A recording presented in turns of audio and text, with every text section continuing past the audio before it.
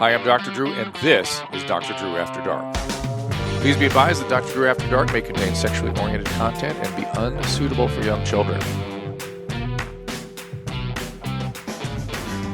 And welcome to another Dr. Drew After Dark. Thank you guys for being a part of this. Thank you for sending in all those voice messages at 818-253-1693, and of course those great emails at drdrewafterdark@gmail.com. We so appreciate being part of the Your Mom's House family and that you have embraced this particular podcast. We appreciate it. And don't forget the merch. You can get it at merchmethod.com/Tom Segura. My merch is there as well as all the Your Mom's House stuff. We've got a lot to get into today, so let's get right into it. We have, of course, Khalyla Kuhn. Welcome. Thanks. Yes. Thanks for having me. They're applauding. I haven't seen you in over maybe a year. Was it a year ago? No, it wasn't that long ago. I think it was. It probably at most 4 months. Guys, look that up at the Tiger Belly. That sounds right. 4 months ago? Yeah, because it's very emblazed in my memory. Tiger Belly's the podcast, thetigerbelly.com, right? You and Bobby Lee, of course. Look it up. Well, here it comes. When was that? 186. Does it have a date on that? March 21st, so we're in 2019. between. So March, yeah. So March, 6 months? April, May, June, July, August, September, October. It's like 7 months. So I was thinking it was closer to a year. So I need to come back. Yes. I was actually moved by that experience. And if you remember, Bobby started crying. Oh, right. Did he follow up like he told me? No. He would? Oh. But that's who he is, right? I know that, and that's what needs to change. He's very I commend him for being so open and so giving off of who he is. Honest. Super honest. But what happens when it's all honesty but no application? All sizzle and no steak is what you say. Right. So that's it's a little bit dangerous. That's where you come in. He gets praised a lot for being just giving of himself. Yeah. But I think it's because he gets a lot of praise for that he doesn't actually need to follow through with. He does, though. He needs to follow through. He does. Yeah, I'm sort of disturbed that he didn't. I must give him endless shit about that. If you can't do it, what makes you think I can? No, you can't. I can't move mountains. No, that. as the partner, romantic partners cannot get involved in changing the other person. Right. You can cheerlead it, but you can't get involved with it. I can get involved with it, and I know his deal. I know it vividly, yeah. He knows I got his number. He's got to call. I think he's afraid that guy's dead. He was going to call his original sponsor as a guy, right, old recovering dude that was very spiritual and very meaningful to Bobby, and he did sort of whisper that maybe he's dead, and that made him feel. I felt that, and I think he's still afraid of that. So, like any good addict, if there's something that makes them anxious, well, fuck that, I'm not going there, right? And so we'll see. I got to talk to him soon about that. God damn it. Well, let's talk about you. So where'd you grow up? I grew up in the Philippines, and I didn't come here until I was 15, which is why this whole experience is actually at the very top of my life existence. Like when I came from the Philippines, everything was a culture shock. I didn't know how high school kids talked about sex. I didn't know that girls, shave their leg. There's so many things I was unaware of. So listening to you growing up was such a big part of how I got to know America. Weird. Really. This is how Jimmy O Yang learned about America too. He arrived here, spoke only Chinese.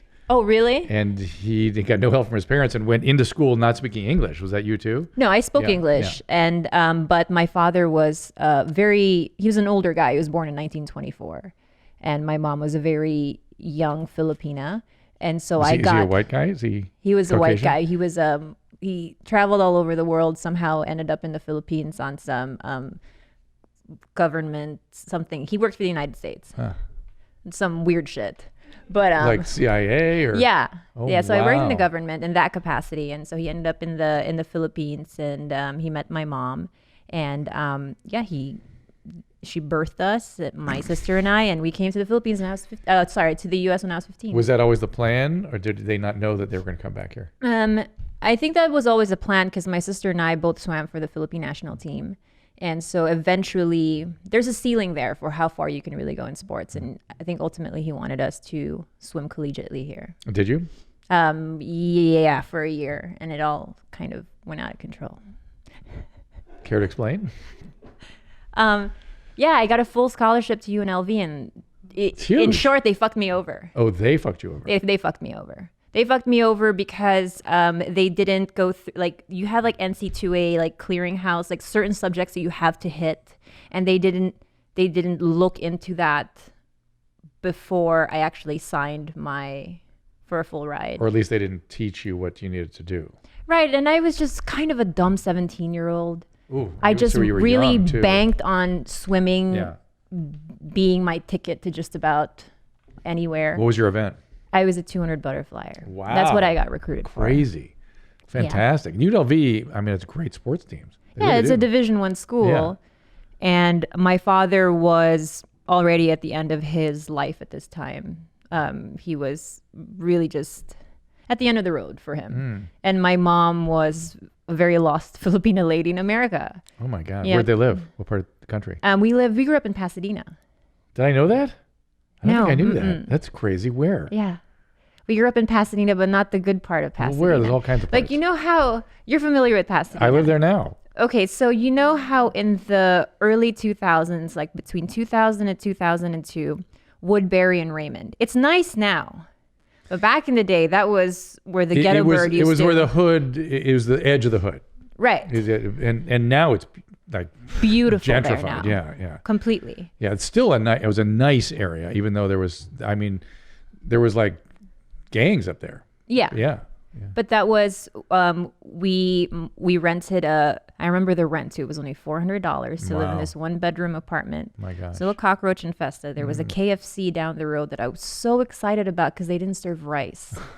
Because the KFC in the Philippines served rice. Wow. And I remember riding home thinking just America was the greatest thing because ever. No rice with the chicken? Because they served mashed potatoes. I was like, you've got to be shitting me. Potatoes. And I was so unaware. And gravy. Yeah, and I was so unaware that we lived where we lived, that it was actually not considered a good place. That's good. I thought I was living the big American life. Was it an improvement over the Philippines? No, but I was so enamored by the idea of just living in where everyone wants to go. Were you a big consumer of American culture? A little bit. I will say I wasn't too keen on leaving the Philippines because that's where I was, my family was there. I left a lot of pets back home. It's high school too, right? Yeah. That's who wants to leave your high school friends? Yeah. But it's just. Did you go to Muir? Is that where you went? No, I went to Blair. Blair's rough. Not compared to some of the other ones, really. I mean. But Muir was actually not as rough as Blair. Blair, we got the bad kids. We got Blair is Blair. I don't know how else to explain it. It goes through ups and downs. But I'm so thankful. My parents tried to get me and lie using somebody else's address to go to La Cañada or La Crescenta, and they found out about it. Ooh. So I ended up forced to go to Blair because that's where I was zoned. But I'm so thankful that I went there. Because? I didn't grow up with, any rich kids. And I like that. Yeah. I got so, my high school was a bunch of quinceañeras. I became fully Mexican for 4 years. I was just so appreciative of Blair used to be very African American. There's none. Mostly, yeah. Yeah. But a lot of Hispanic also. Yeah. At that time, I think there were only 5 white kids in school, maybe 6 Asian kids. Me being could they identify you as you were white probably? No, Mexican. Oh, Mexican. Went as Mexican. Okay, got it. And I loved being Mexican for 4 years. Did you learn Spanish? Yeah. Oh my gosh. So it was a Any tough experiences through that? High school? Yeah, I mean. I was a mess in high school. What happened? Everyone always says, they had when I hear, I couldn't quite grapple with a lot of things in my life. And I think high school was where it all dawned on me that things in my life weren't so great. But you were still swimming?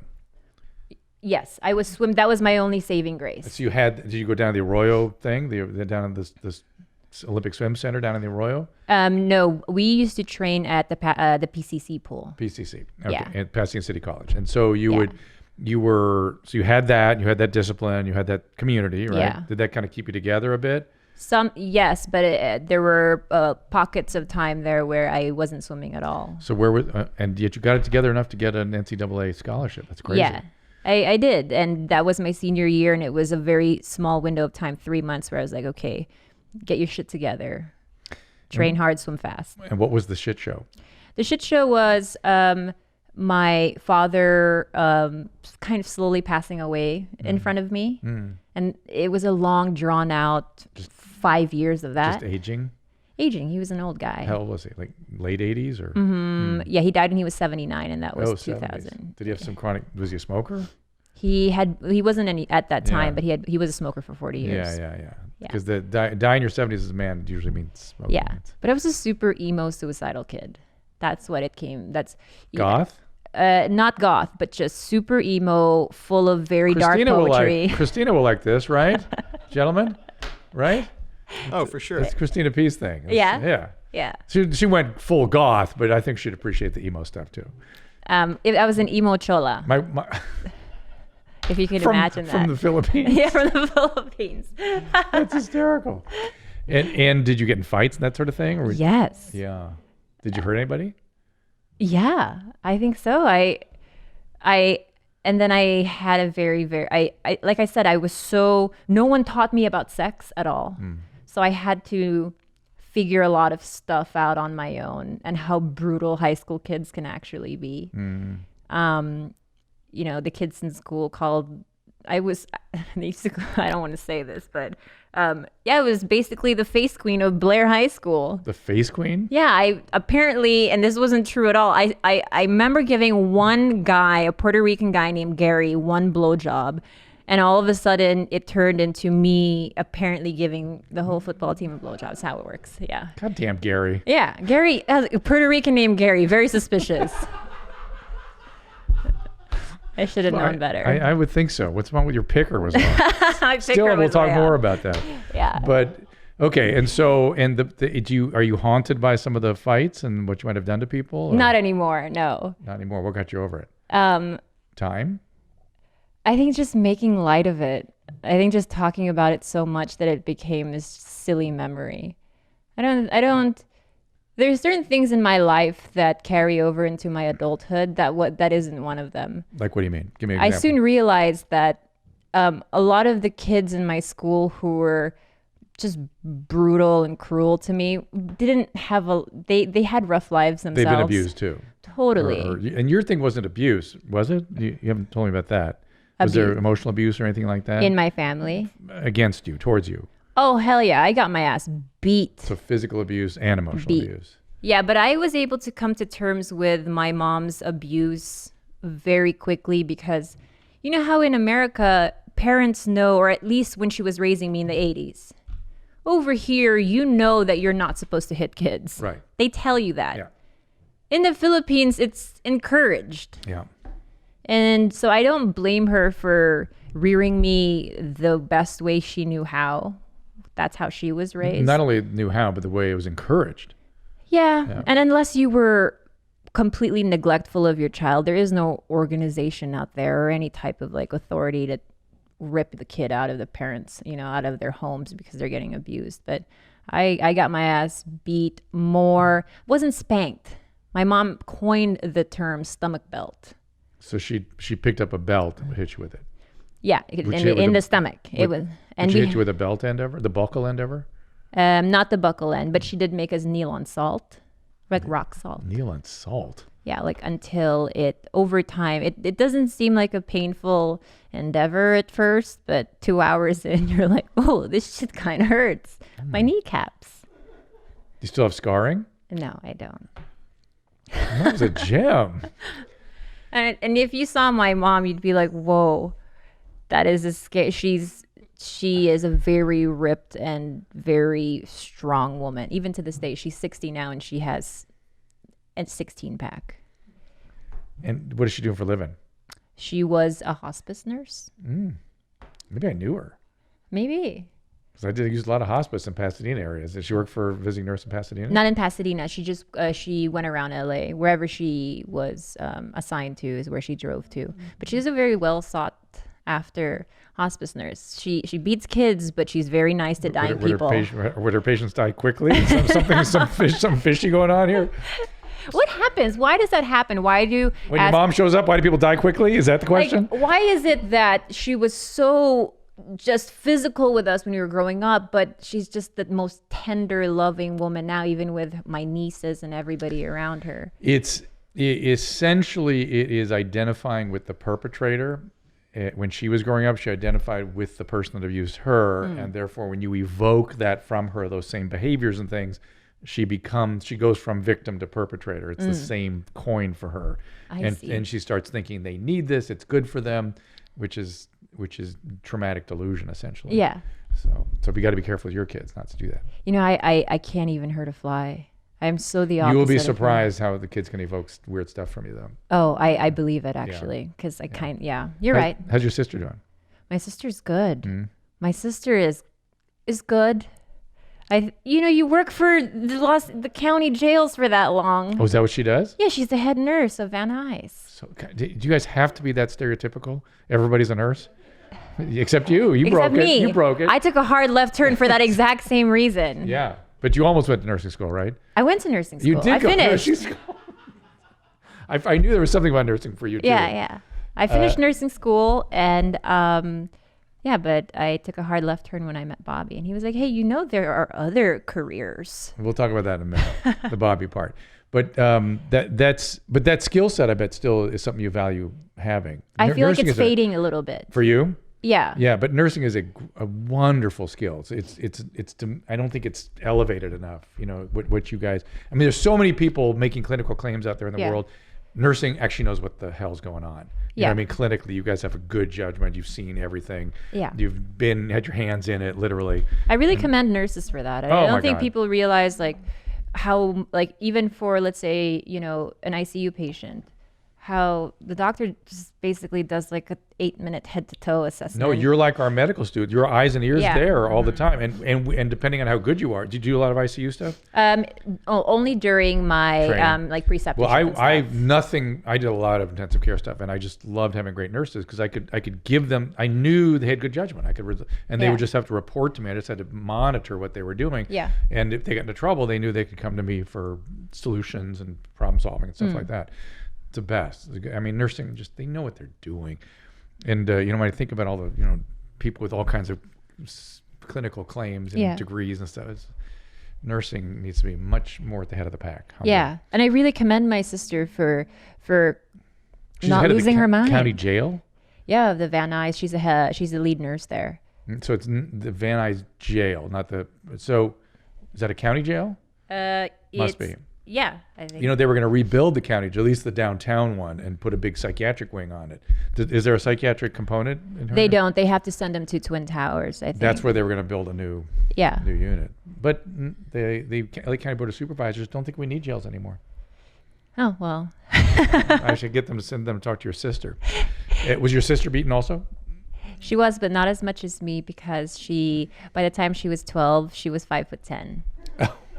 And your mom's how tall? My mom's 5'6". So I was the smaller. I was the more easy target. Was she a swimmer also? My sister, yes. One look at her shoulders, you're like, yep, you've either done some powerlifting or... And did she get an NCAA scholarship also? She got a full ride to UNLV as well. Oh my gosh. Yeah. How interesting. Yeah. We're attached at the hip. My sister and I are so close. And how come she couldn't have told you? She's older? She's older by a year. She couldn't have told you what to anticipate when you got there. Everything went smoothly for her, and I expected the same for myself. But maybe it's weird that she didn't tell you what to watch out for. Well, it was a missing credit that I had that apparently I didn't have coming in from the Philippines. That basically derailed my entire collegiate swimming experience. Oh my God! It was one science credit. It was something that I could even make up for. And then did you go do nursing somewhere else? Yeah, Cal State Long Beach. Got it. And then Bobby came along. How'd that happen? We met on Tinder. Oh, imagine that. This is when Tinder had only been on the market for 3 months, maybe less. You guys were pioneers. Yeah. Pioneers. My first and only Tinder date. Oh, interesting. Not so for Bobby, though. No. He had burned some rubber on there. In 3 months? Yeah, I remember on our first date, he was showing me his Tinder dates. God, is he romantic? Yeah, look who I've matched with. And I remember thinking, okay, just go with it. It's just, okay, she's good, she's not good. But, you're advising him? Yeah. Oh, that's crazy. And when did you decide that this was somebody you wanted to be close to? It wasn't immediate. It was immediate in the sense that, and Bobby says it better than I ever could, is that I feel, even upon meeting him for the first time, it's as if we've known each other our whole lives. And the comfort that he could even show me his Tinder matches is a testament to how comfortable it felt. I don't know, it feels like I had met him before. And yet that openness is part of what you're complaining about now. No, I don't complain about his openness. I complain about his follow through. I don't think he's taking care of himself. That's what I was noticing. And that's what you were championing when I was talking to him. Right. And I just, every day of my life, I just worry. And I'm not, I take good care of myself. I'm pretty good with boundaries with Bobby. You go to Al-Anon? What is that? Al-Anon? I don't go to Al-Anon. I should, but I don't know. I feel for him, but there's only so much I can do from my end. Is there trouble brewing? In our relationship, probably. And I think that we could use an oil change. What's happening? We've been together 6 years, and I'm not the same person as I was when I was 28 years old. He was complaining about, if I remember right, there was like low libido or something when not low libido. He has some type of porn erectile dysfunction. He watches a lot of porn. So he loses all his chi. I think so, yeah. So it's a porn addiction. And he also he takes a lot of Unisom because he believes he's a small percentage of people that feels a bigger climax when he takes a sleep aid like Unisom. Tell me, look up Unisom. Tell me what's in it, or show me up here. And so he's able to. It's not libido. It's not his libido. He has the libido. What is the problem? It's that I think it's all the high def porn. But his libido is directed not towards you, it's directed towards the pornography? Yeah. But that's a libido problem. Oh, that is a libido problem. Because he's expelling it all outside of his relationship. Right. He's not nutting in my face, he's nutting on his phone screen. Couldn't have said it better myself. Diphenhydramine. So it's essentially Benadryl. It's Benadryl, yeah. And doxylamine. But it's really I'm sure it's probably and some people do get a little more intensity and stuff. They actually have more delay too. Is he also delay the orgasm? I don't know, but I guess I can vouch for the fact that if he does take Unisom before sex, he looks like a person right before they die from tetanus. Like his back arch is a little like Emily Rose during a possession. Show me tetanus. So I know exactly what you're talking about. Yeah. I mean, do people die from tetanus anymore? Or is that not a thing? No. Everyone gets the vaccination, so it's very, very rare. But I saw a case. Oh, really? Many years ago. And back then, all we'd put them in a quiet room because any noise and they'd become tetanic. Yeah. And that's what, just so you guys know, the tetanus, the part of tetanus is the muscle spasm. Right. And they get tetanic from this certain organism. And it can be devastating. It can be really bad. Yeah. I remember doing a report on tetanus in the 4th grade and my dad helping me draw a picture because you couldn't just print it off the internet at that time. And one day you know a boy named Bobby that looks just like this when he orgasms. This looks really familiar, what you're doing. I feel like this is the drawing my dad drew in the 4th grade. So he's good with things, so he doesn't want to change? Yeah, he's good with things. And I think that's partially my fault too. I think I've made his life very smooth sailing. So you do a lot of enabling? I enable... yes, I will say that I didn't think I was in the beginning. I thought I was just helping, king making. Ooh, so you were helping him progress, move forward, career-wise. You're being a real supportive mate.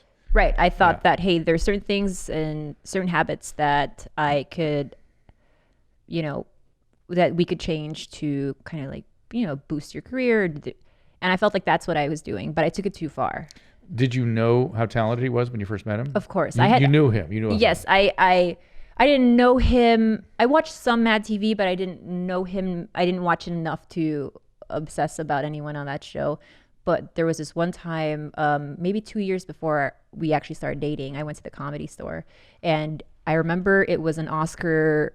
It was right before the Oscars, and Chris Rock was hosting the Oscars, and Bobby followed Chris Rock at the Comedy Store, and completely annihilated, destroyed.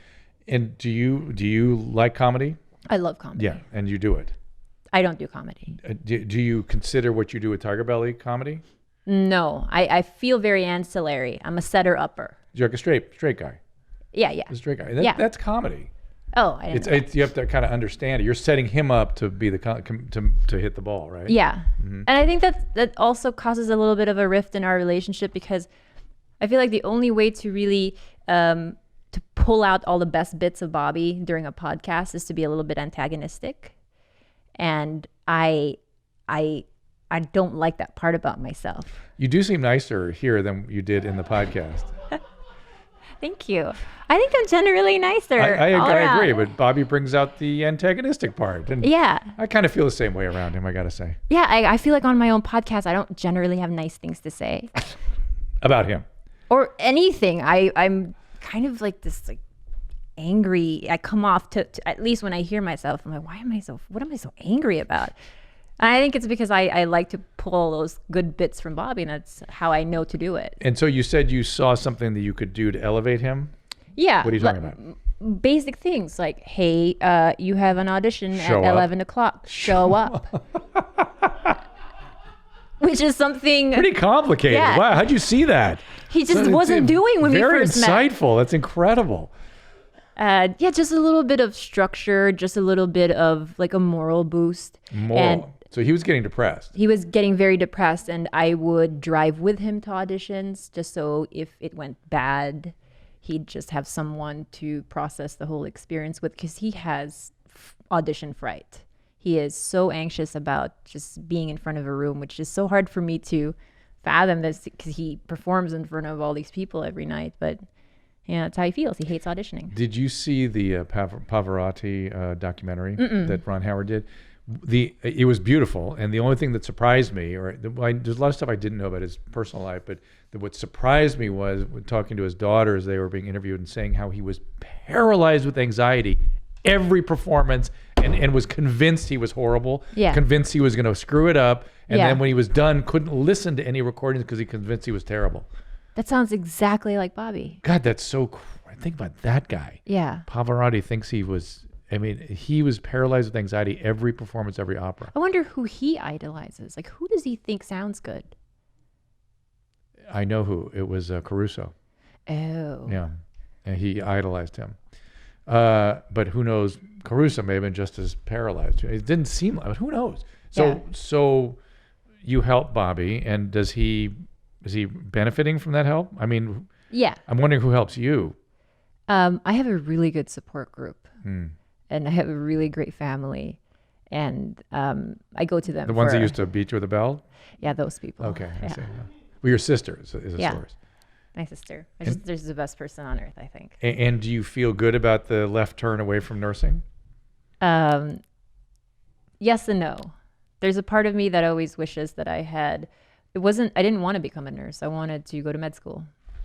And you can still do that, easily. I think that I've gotten to the point now where I'm like, okay, I'm ready to go back to school. And so what would you just do, a 2-year post-bac kind of thing? Or? I don't know. They like nurses coming to medical school. I don't know if I want to go into medical school or something else, but I do want to go back to school. And why not do medical school? You could just get it done. You don't have to do a residency. You can just get the training and do something else. It really is a rich, and as a nurse, it'll be easier for you than those of us that had never been on wards before and stuff. Yeah. It's confusing. Is there something I feel like I'm addicted. I'm more enamored with the idea of just getting as much information as I can, putting it in my arsenal, but not actually practicing. I get that. I totally get that. I think I've noticed there more and more, you're technically a millennial, right? And I've noticed millennials kind of think that way. And I admire that, actually, but I do think you have to remember a lot of what wisdom is applied knowledge. Yeah, that's true. And think about your nursing, how different Correct. it was learning Yeah. about it in the classroom versus going out there and seeing these Totally, illnesses. yeah. So it is a good idea to do, a couple of years or something after medical school, just so you get that real wisdom going. Yeah. Let's take a quick break from the show so I can tell you about our sponsor, Mugsy Jeans. I love these guys. It's the most comfortable men's jeans ever made. I kid you, no exaggeration.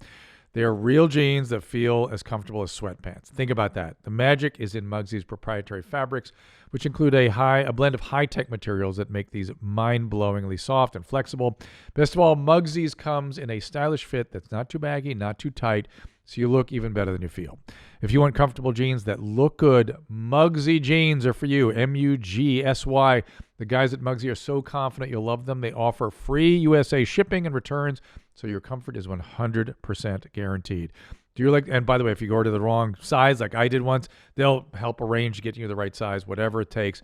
These guys are on it, and it's a great product. The guys at Mugsy are so confident, again, 100% guarantee. Do your legs a favor, grab your own pair of the jeans that are sweeping the nation by heading over to Mugsy.com. That's Mugsy.com. Use the code Dr. Drew for $10 off. Again, Mugsy.com. Use the code DRDREW for $10 off. You will not be sorry, and remember, your satisfaction is guaranteed. And I want to say thank you to our next sponsor, Embark. We tested our dog. It's a genetic test for your dogs. You know how we do genetic testing with our spit test? You can do the same thing for your dog. I recommend it all the time to patients. Why shouldn't we be doing this for our canine friends? They detect it with Embark over 250 breeds. You can tell exactly what your dog's genetic background is. And it screens for over 170 genetic health conditions, so you can know how best to care for your dog and create a training and a health plan. Embark Breed and Health DNA Test is the key to understanding what you need to provide your dog with its best life, from genetic risk factors to health conditions. All of that provides the resources to help you and your vet best tailor care to your dog's specific needs. If you want to know and you want to screen genetic health conditions, and this will help, as we said, your vet provide the best medical care, much the way I do it myself for patients. We can do the same thing for your vet and your dog. It's the only research-grade dog DNA test kit on the market. Embark analyzes 100 times more genetic information than any other dog DNA test kit available. This means our scientists look at the 200,000 genetic markers and can make scientific discoveries even that help all dogs live longer and healthier lives. Again, Embark is the only company with the stellar customer service, vets, and veterinarian geneticists on staff to talk you through your results. An important part of this testing. You have to have the genetic counseling as well.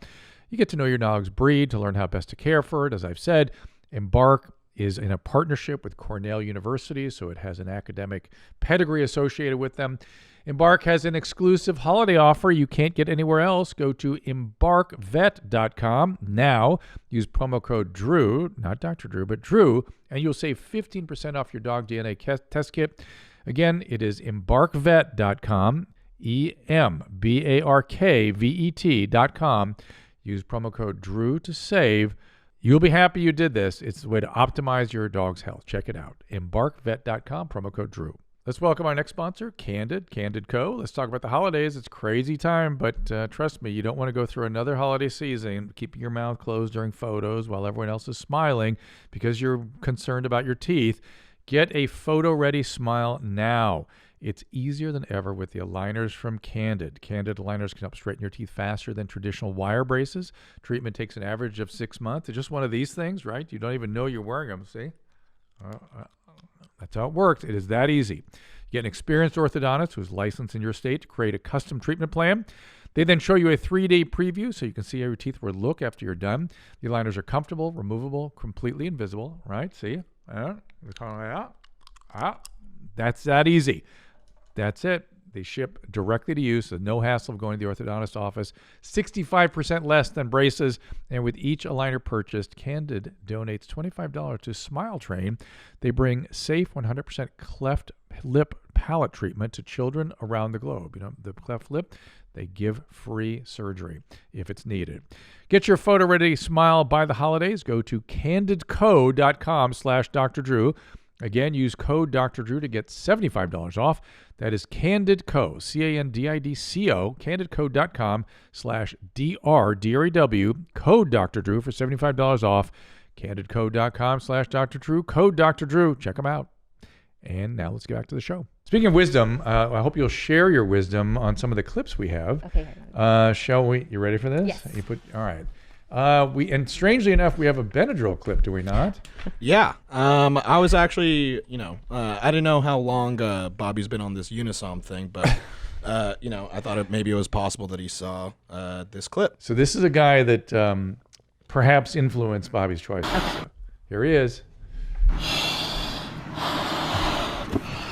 Before you have sex, if you want to be horny for 2 or 3 hours like you've never been in your life, and you have access to marijuana too, good weed, listen to me. Does he think he's speaking with helium or something? Is that not his voice, or is that nitrous? That's nitrous. Nitrous. Oh, okay. I was gonna say I don't hear that. True weed alone can get you really horny. Look at his than eyes. normal, but Those are nitrous Benadryl, eyes. take about 10, 12 Benadryl before you want to have your sexual fun with your partner or whatever you do or masturbate. All right. This is like the 4-stroke guy. This is 10 or 12 Benadryl is going to actually give you an agitated psychosis. You can get a anticholinergic delirium. Yeah. I believe that. Have you seen that? I've seen that before. They're wildly psychotic sometimes. No, I think I've seen that with Bobby. What? I'm not, because he doesn't just take the recommended dose. He takes so many in one. I'm like, you're killing yourself. You're going to either have early onset dementia or some type of. Anything funny happened to his eye movements when he's in that state? There was 2 weeks ago, I was frightened because I thought he was having a stroke. And I think that he was just coming off a Benadryl cloud. And then he wants to have sex with you when he's loaded up like that? No. He was lost in the sauce. He didn't know what the fuck. He didn't even know who I was. That's why I thought he was having a stroke. Oh, this is perfect behavior for a drug addict. Yeah, because he can always defend and say it's Benadryl. Yeah, over the counter, but he really God. is. I think. I mean, I've had drug addicts abuse Sudafed, taking like fistfuls of Sudafed because your liver turns it to amphetamine. But not the over-the-counter Sudafed, like the pseudoephedrine. You can get that over. You used to be able to get over the counter. Yeah, I remember that. Yeah, you can't get as much of it anymore, so you can't get enough to do that. And don't you have to like sign for it so you don't go make meth? Right, these days. Yeah. Don't tell Bobby. So Bobby takes enough Benadryl to get anticholinergic delirium. Yeah. Man, I gotta talk. I wonder if he'll ever admit that here. I think he will. I think he has no option. Cat is out of the bag. He knows. 10 or 12 or 20 Benadryl. I'm not sure, but he takes a lot. Oh my God. Well, here's his new best friend. Anyway, let's keep going. About an hour later, when you feel it just kicking in, smoke your weed then. And then go ahead and get horny. And I promise you, it'll be millions and times more. You'll be so blissfully horny that you will not want to come. Trust me. Oh, you look like a guy I would trust. Look at the surroundings here. Just take a look behind him. He's got a pipe running through his living space where his closet is seemingly maintained in the middle of the room. What is that metal thing over there to his right, our left? Is it something that he puts inside him or something? You see that thing? Oh, it's a pipe. It's a pipe. It's a bong. Oh my God. It's a penis-shaped bong. And come on, women notice all the surroundings, right? That's the first thing. I like the exposed shelving. Yeah. It's very on trend, I think. Yes. What's your take on this guy? He seems like a very familiar figure in LA. Yeah. I feel like I see this on Ventura a lot. Yeah. Dishing out the same kind of wisdom. Benadryl advice. Wisdom. Yeah. So in the Philippines, I'm imagining they take care of their mentally ill. They don't allow them to languish on the streets. You know what I'm saying? I think that they're horrible about mental illness. Do they live on the streets like they do here? Well, we have a very big meth epidemic. Well, so do we. Do they live on the streets the way they do here? Yeah. Oh. I mean, it's a third world country, so even people not on meth live on the streets. But I would argue that generally third world countries take care of sick people. Generally, they make an effort within the family. Yes, I think that the Philippines is very good about taking care of extended family, but so that's how they get their care. Yeah, family but not members. From the government at all. But the family members are allowed to pull their loved ones off the street and things, unlike here where you can't touch them. Yeah. That's an interesting observation. That's a big difference. Yeah, but I think that they're very behind on. That's not behind. I mean, accepting someone as mentally ill. It's always like there's no such thing as mentally ill. You're just buang. You're crazy. You're weird. Yeah, Yes. you're just crazy. So it's stigmatized. If you Yeah, very stigmatized. Or they don't know how to characterize it specifically. Yeah. Did you do much rotation in psych wards? That was my favorite. I don't know if I was in La Casa for a couple months, and those are people who were, I was able to watch and spend a lot of time with people who were going to be reintroduced into society, and I found that to be the most impactful part of my nursing rotation. So this was a residential chemical dependency, or not chemical dependency. So mental illness. Yeah. Residential unit getting people from hospital to residential to out in the world. Yeah, but some of them had been there for 8 years and just never really progressed to, It's not uncommon. Yeah. That's the nature of those illnesses. Yeah, right? and I'd play Scrabble with them. We'd have karaoke Fridays. No, they're great. And they thrive and do well in custodial situations. And it's just, I don't think that they're able to adhere to their medication regimen. And they can't take care of themselves. It's like it's something about the brain, issue makes it disorganized. Yeah, and I remember this one kid who was so just musically talented, it broke my heart.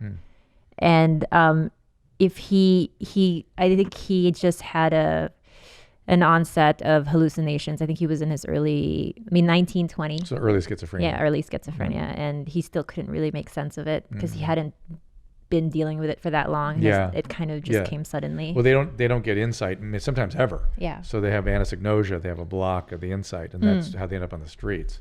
Of course, if you don't take care of that, they stay on the streets. Yeah. I'm so sorry I took it there. That was. It's all right. Let's get some dog play in here, or urine enema, whatever you want. Yeah, I mean, these are both follow-ups for you. So we have pup play, which I think you asked for more on, or we have Rain Florence, the person who gargled the urine last time. So who would you rather see? Let's start with pup play because, Khalyla, I think we got to warm you up to this one. Okay. Yeah, and I want to get a nursing take on it. So let's get the pup play first. Here we go. Okay, pups, we've had a bit of a rest. Time now for some training. What's involved in human pup play at first seems really simple because, most people think you're just getting on all fours, waddling around and going woof woof and bark bark. But it's really so much more complicated. I feel like this is my future. I'm really into this. Because this is going to be Bobby or is it going to be you? Well, no, I have 3 dogs now, and on our downtime, You can just become one. Yeah, I mean, I'm going to admit something that is not one of my... Slow down. Go ahead. So when I was younger, I was told that in the Philippines, they don't neuter their dogs.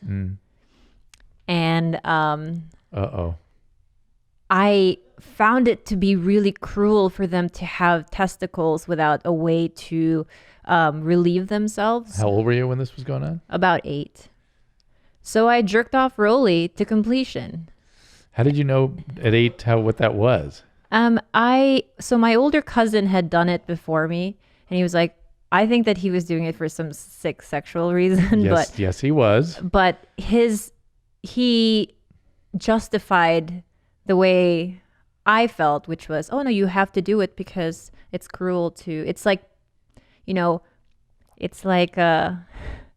it's basically like forcing a dog into a convent, not being able to relieve himself. How did the whole concept of semen and testicles come into your mind at 8, other than the fact that your lovely cousin had given you a first-hand demonstration? I think that it just, I don't think I put much thought behind it besides just, all right, well, he looks like he's enjoying it. And Rolly did look happier.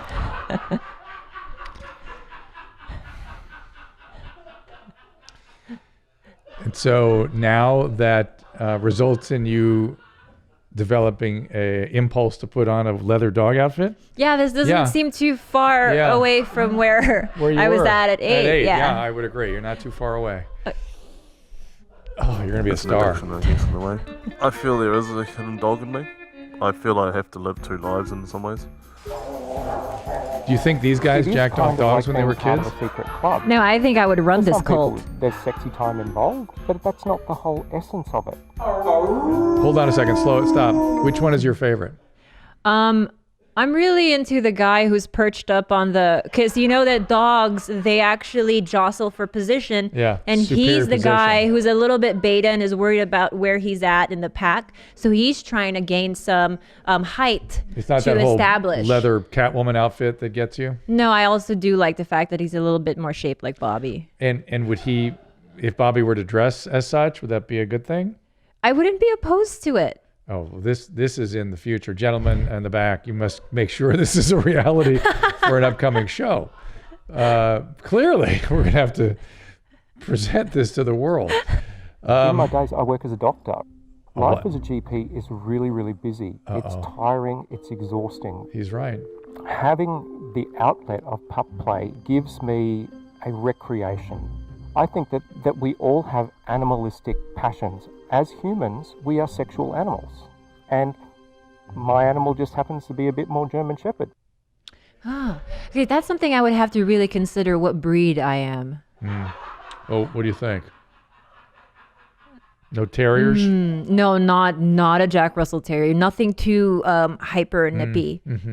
But the shepherd zone generally. Maybe a Jindo. What's a Jindo? Show me a picture of a Jindo. They're quickly. Korean dogs. Okay. Very smart, but task oriented. If you don't give them tasks, they go crazy and start biting people. Shindo or Jindo?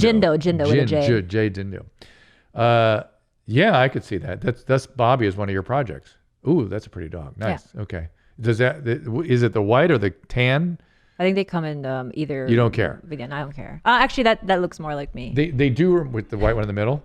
No, that one right there on the there, right. yeah. Yeah. Just thinking about things like that. Getting And- ideas. Thanks, guys. And that breed does remind me of like Australian Shepherd, that kind of smart, shepherdy kind of feel about them. Interesting. Okay. Well, now I want you to put on your nursing Okay. I'm thinking ready. cap. All right. And we have this woman who thinks. Oh, no, wait, hold on. We have so much more on pup play. Oh, we do? Okay. All right. Let's do more pup play. Okay, so what you saw the first time was like, I always see my thing with pup play, I get sad. When you watch pup Yeah, play? I get sad. I feel so sad for these guys. It just seems sad to me. well, I think they like it. They do like it, and God bless them. I'm not judging. I just go, ugh.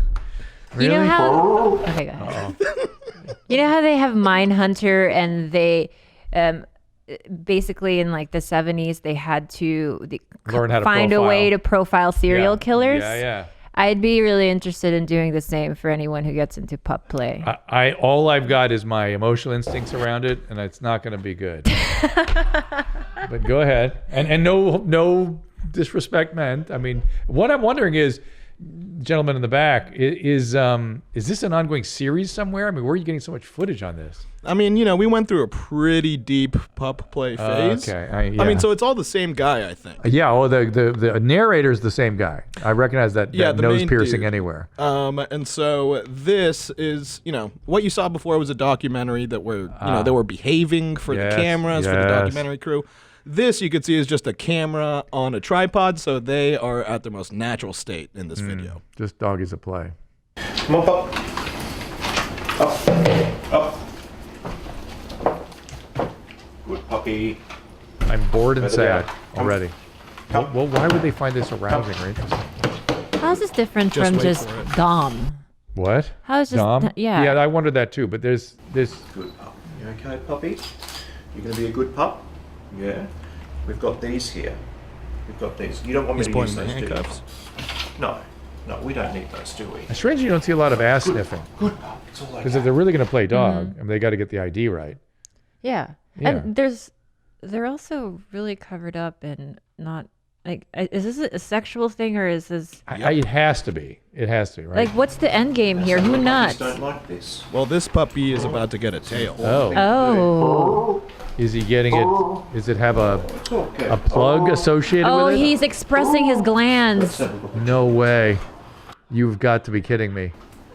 Oh, puppy. Or else You they don't get have a fish tail. butts. Good puppy. Good puppy.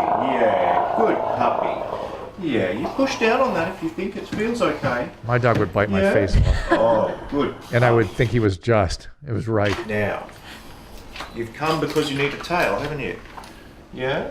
Look how he's holding that finger. Why is that it always went in. British Is guys this the tail too? you'd like us to give you? Yeah, good puppy.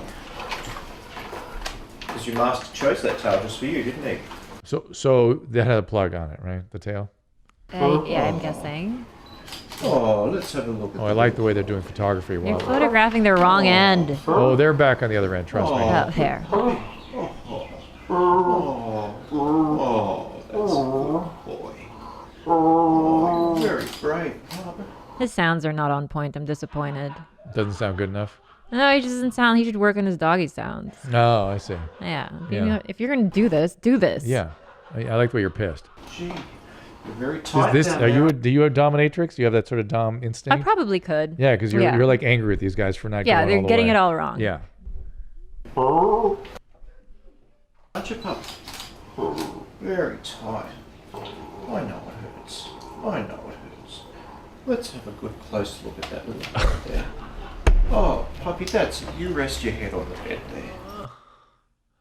Okay, I'm out. Me too. I can't do pup play anymore. I'm Thank not you. a pup play kind of gal. Well, not when it comes to anal plugs. No. But that is, to me, the more extraordinary group are the ones that want to play horsey. Oh, horsey's the thing? There's another group. They like to pull carriages, and they have a horsetail that they deploy. Oh. Have you seen the documentary Tickle? No. Oh, yeah. Uh-oh. That's crazy. What is it? Well, it starts off Light. light, and it talks about there's this guy from New Zealand, and he basically goes into it's kind of like pup play. There are people who have tickle competitions, but it becomes a lot more sinister than that very quickly. I don't want to ruin it for you. They try to kill each other with tickling? But it's not that. It's not that. I wish it was that shallow, or I wish it was that benign that people just like being tickled, or that it was a fetish. But there's something really deep and sinister about the whole tickle community. You must tell me. I can't, because that's the best part of it. I don't want to ruin it for people. You have to watch a documentary. I'm not. It's really sick, and there's actually like criminal activity behind it. What? Mm-hmm. This whole thing, all of it, everything we're talking about and been watching, not a female thing. Oh. This is all men, right? Yeah. Men doing the tickle thing too? Yeah. All men. You're right. When it comes to the macabre, Yeah. males have that cornered. Why? Because, well, first of all, I mean, let me say it in the simplest way. When we go south, we go south. We go bad. You think that women just catch our way on our way down, and we're like, well, okay, I'm out. Men get physical in their aggressive outlets, and they get twisted. Oh. And so it comes out in all kinds of twisted But you're ways. right about the physical thing. I think that's a very obviously male. And for women, they're preoccupied with the interpersonal. And so it can be interpersonal chaos and things that they can create. Yeah, that's true, because even when Bobby and I in our more lustful years as a couple, we would do a lot of role playing. And he was more into the physical characters, and I was more into the star-crossed lovers narrative. The story, yeah. Yeah, We don't care about the story. That's why porn for men starts with sex. Right. And Stormy Daniels told me this. She said, she goes, because she used to come on Loveline a lot, and she goes, I've been in these films, I produced these films. She used to direct them and produce them and stuff. And she goes, I now know exactly what men want, but what women want. Men want to see people having sex. Women want to know why those people like each other so much that they want to have sex. Yeah. And men, that's like an empty set. Yeah. The narrative, the story part. Yeah, that makes sense. One of the characters that Bobby and I came up with, we were star-crossed lovers. But basically, he was an American soldier, and I was a jihadi princess, or I was ISIS basically, but I was one. But I was one of the good ISIS. You didn't behead anybody except Bobby after you had sex with him. I was sort of aware that what my father and all my brothers were doing was wrong. But that's the kind of storyline that I was really into. All he cared about was pretending like he had a rifle in his hand. That's he cared about the physical aspects of the role play. he would actually like play out the whole, having an AR.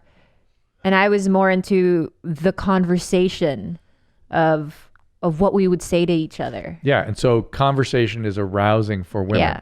They've actually showed that on fMRI. Intimate conversation, it's called. Intimate dialogue creates sexual arousal. And for men, sexual images create sexual arousal. But for women, the conversation does. Yeah. And you guys can react to images sometimes, but it's not as evocative as the intimate contact. Right. And no one teaches people that. And it'd be interesting to see how the transgender population, if it's different, is it not different, is it the same, or the hormones change or not change? It'd be very interesting. Ah, that's really interesting. Yeah. Where'd you get the tattoo? I feel like that wasn't there last time I saw you. This is a terrible story about a great tattoo artist, but a really narcissistic, shitty person. I dated a guy when I was 22 and he was in his 40. And the worst relationship of my life. That's saying a lot. I was just too young to be aware of but if you've been abused, you'll seek abuse. That's how it is. You'll be attracted to people that perpetrate the same thing. Yeah. So physical abuse, I'm predicting. Yeah. Shit, garbage human. But I'm just so glad that I was able to see it for what it is so young and just run the hell out of there. Good. Yeah. But great tattoo artist. Nice also, tattoo. I designed this. He didn't. So I feel like I still wear it proudly. Nice. If he had designed this, I would have amputated my arm. What do you, and I believe you would have. And what do you call that? I mean, what kind this is Filipino tribal. Filipino. Oh, interesting. All right. Now are we ready for a little urine play? All right. Is my nursing hat on or is my pup play hat on? No, now the nurse. This is the nurse thing. So just to give a little update on, this is the clip that you saw last time, Drew. Oh, yeah. Here she is. She's self-righteous. And, some people say this is gross, this is nasty, but, what is gross is pharmaceutical medications. What is gross is antibiotic resistance. What is gross is having to go to a hospital and be hooked up to an IV. Hold a second. Yeah, if I were bleeding out, I would not want an IV. Right. And my definitely. hypertension, I do not want that treated with a pharmaceutical agent. I want to drink urine. Yeah, just die of shock. It's all good. Yeah, it's all better. It's gross to treat somebody, to cure them, and let them. It's gross if you don't let them die. So already you see what we got here. And she's drinking her urine. Oh, she's Ooh, okay, good. I like the little palm trees on. Went up my nose. So what does it taste like? It kind of tastes a little bit like beer. You okay? I don't like the way she Listerine it. I didn't like that. I didn't like the back I gargle. don't like that it went back up the nose. You could. She deserved that one. Okay, all right, fair This enough. righteous little bitch. She deserved that. But you know how Righteous little bitch. Is that what you called her? yeah, she completely just shit on any type of medical advances anyways, there's a boxer by the name of Marquez who was to this day the most brutal. As a Filipino, watching Manny Pacquiao get knocked out is one of the most painful life experiences ever. And Marquez, who drinks his piss, always says that's his winning ticket.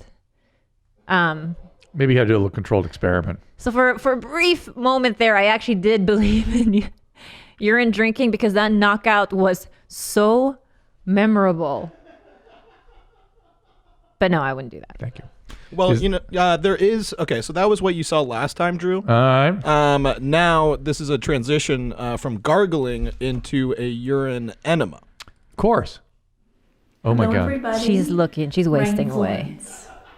Today I'm going to do a urine enema for the first time. I like the way she has a Today, Patreon for this. During the day, I have collected my urine in this bowl, and She thankfully I didn't just include us in that poured whole procedure. 1 quart into my enema bucket right above me. Okay. Okay, so I'm laying on my left side, and I'm just about to insert the nozzle right now. I like to take a couple deep breaths during this process. Whew. I'm going to allow the urine to enter my colon. I'm going to try to hold it for about 5 minutes. Okay, I'm opening the clamp now. Ooh, oh my goodness. What's the matter, honey? I'm already noticing. Yeah, you're about to die of uremia. I'm noticing that I'm becoming uremic. I mean, that's what happens when the urea is not excreted from your body. Doesn't it just build up and then eventually, like... You can get uremic frost. You can get pericarditis. You can be a mess. You get pleural pericarditis. It's just a disaster. Okay, I'm going to open the clamp one more time. Whoa. I'm starting to have this purple vision. Oh, that's healthy. Perfectly healthy, perfectly natural. Did you pass out on us? No, but I mean, that's the gist of it. Oh my God. I like the fact that you're angry with her self-righteousness. I love that. Yeah, I don't like that lady. I'm with Even you. without the whole piss play, I just generally she has a very like flat affect, very sus psychiatric she's a psych patient for sure. Yep. All right. Here's a little email for you. I'm a bit of pickle. I'm a young, skinny 20-year-old male who has a newfound passion for writing erotica. He must have female readers, or else he would not be doing this. The only problem is that I keep having to break after an hour or so because I keep giving myself blue balls for my vivid imagination. I'm going to try to work through the pain sometimes. My little Jimmy seems to fall asleep while still aroused, and my sack remains in throbbing pain. Do you understand what he's saying? I hate this person. You know why? He's basically saying he writes the best erotica. And then he's so good at writing erotica, he can't just say what was happening to his penis. Yeah. You know what I mean? And also his description of how he's feeling isn't great erotica. Agreed. That's it. Yeah. 26-year-old lady needed some advice. I have borderline personality disorder and bipolar 1, which I'm sure you dealt with at the hospital. Bipolar 1. I was diagnosed with bipolar 2. Very common. But I actually think I was diagnosed way too young to be accurate.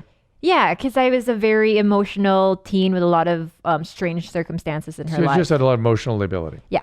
You to be fair, did you take any mood stabilizers? Yeah, a lot. Did it help? I've been on everything from Effexor, even Zyprexa, because I was just a very emo, suicidal kid.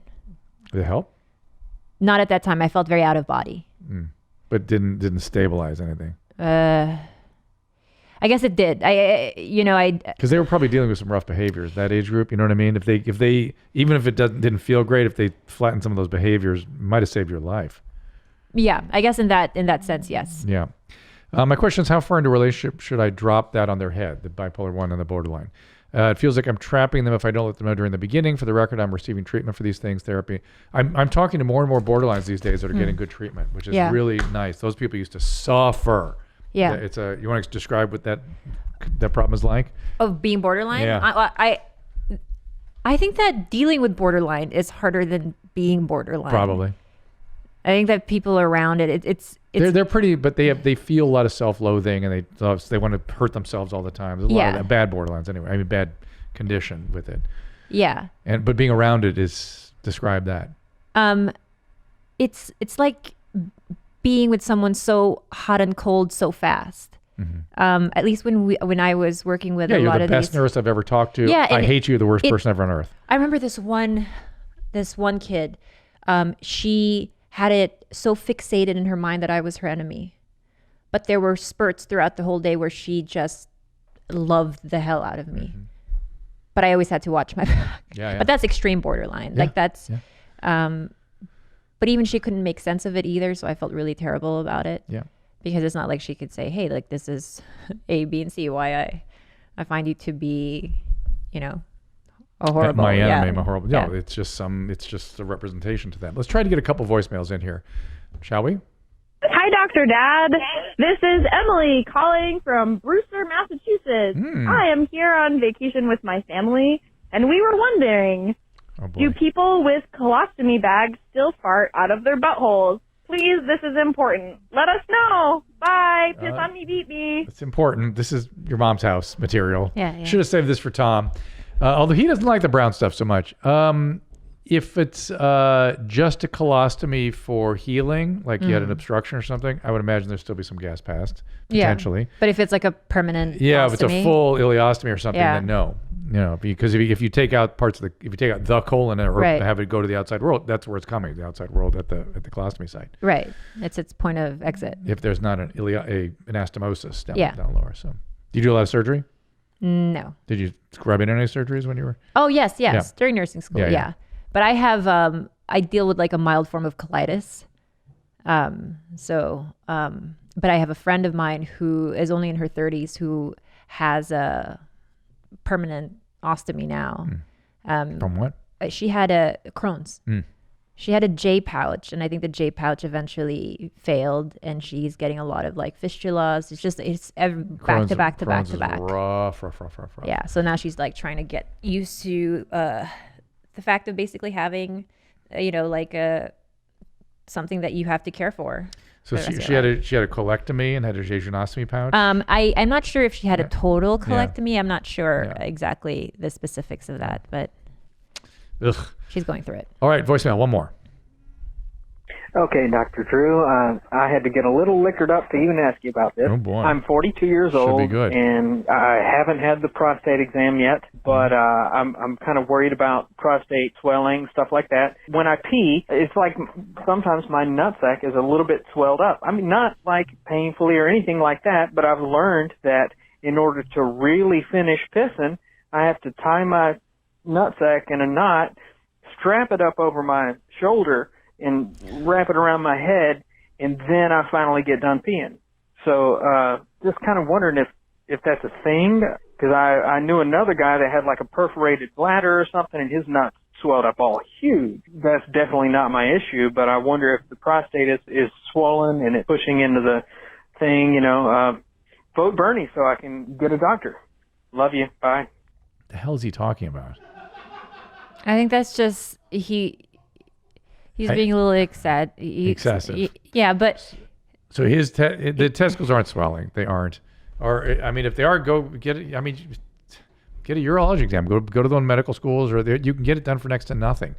You can. Yeah. It's so weird. Go to nursing school. Let them examine. But or it could just be as simple as like BPH, right? Right. Is benign prostatic hypertrophy, which is what he undoubtedly has, which has caused a little backup in the urine. Yeah. And make it difficult to urinate. But there's no reason. People are so fearful of the medical system as though it's going to cost a fortune. They could do that for $35. Yeah. Easily. In a lot of places. So, all right. Well, listen, we are out of time. It has been a pleasure. We could do a whole nother hour easily. Yeah. I know these guys would like that. Yeah. Well, one more hour of pup play, please. Yeah, we'll get pup play. We'll get Bobby in here to climb up on the platform here in a crazy dog outfit. Yeah. Mm-hmm. But what dog would he be again? You're the Jindo. There it is. Yeah. You'd be a mutt. Yeah. No. Don't tell that to a Korean. Oh. Yeah. He'd probably, he would assess himself a little different. He'd probably say he was some kind of like... Brindle. Like AKC award-winning German Shepherd. Briard. Yeah. Shiba Inu. I love Shiba Inus. Really? Rolly was a Shiba Inu. Oh, really? Rolly from earlier. Well, show us Shiba Inu so we can get the full image in our mind of what you did to that poor dog. But I also had 3 other German Shepherds that... Oh my God, it's a beautiful dog. ...suffered the same fate.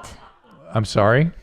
Yeah, I grew up with a lot of dogs. At one point, I had 9 dogs in my household. And you were jacking them all off? Not all. It wasn't... You mean I pulled it was a train? No. Just Rolly and maybe 1 or 2 other ones. Wow and Puro. Was he called Wow after the event? No, my dad had a weird name. Call him Wow. And those are all the animals you had to leave behind when you had to come here. Yeah. It was a very painful thing. I didn't give a shit about anyone else, truly, but I have a very strong attachment to my animals. What kind of dogs do you have now? I have tiny little rat dogs that I rescued. Yeah. Yeah, well, they're actually amazing dogs except for Julio. Julio's a dick biter. Julio is, and in fact, we've taken him to so many dog behaviorists, and all of them have said, you know how there are human sociopaths? Yes, you can't Julio treat. is a doggy sociopath. His brain did not develop correctly, so he will bite dick forever. Well, I will not be visiting you all. Is he at the studio anymore? He's not, and when people come, I have to muzzle him, and he's still, I won't be visiting, but I do need to come visit Bobby. Yes. Yes, I do. Yes, I think that we do need to get you in medical school. Yes. Yes. Okay. In some capacity, some school. Okay, we'll talk about it. Yeah. Thank you for being here. Again, Thank you so much, websites Dr. and Drew. where can people find you? I'm on social media, mostly just Instagram at Calamity K.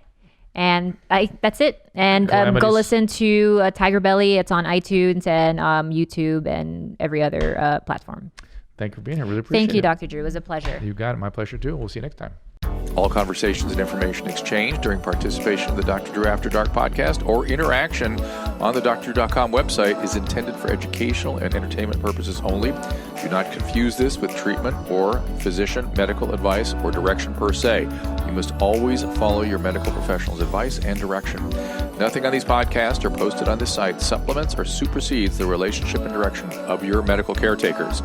Please understand, I am not playing the role of physician in this environment per se. I'm educating. I am a licensed physician with specialty boards in American Board of Internal Medicine and American Board of Addiction Medicine.